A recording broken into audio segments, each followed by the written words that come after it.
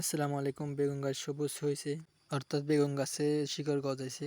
বেগুন চারায় সার দেওয়ার উপযোগী সময়। সার দেওয়ার আগে আমাদের ভালোভাবে পরিষ্কার করতে হবে, যেন বেগুন চারার পাশে ঘাস না থাকে। পরিষ্কার করার পর আমরা সার দেব।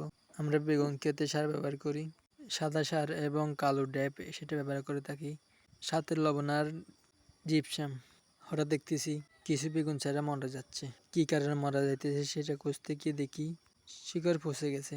এখন যেহেতু বর্ষাকাল, সেই কারণে মনে হয় মারা যাচ্ছে। সার দেওয়ার পর মাটিগুলাকে বেগুন গাছের গোড়ায় এনে দিতে হবে। এখানে যেহেতু ঘাস আছে, সেই কারণে ঘাসগুলাকে আগে বেগুন গাছের গোড়ায় এনে দিতে হবে। এনে দেওয়ার পর ঘাসগুলোর উপরে আমরা মাটি দেব। আমাদের কাজ শেষ না হতে বৃষ্টি চলে আসলো, সে কারণে আমরা আর কাজ করতে পারতেছি না। এই সময় হচ্ছে আমাদের কাজের সময়। এই সময় আমাদের প্রচুর কাজের চাপ থাকে।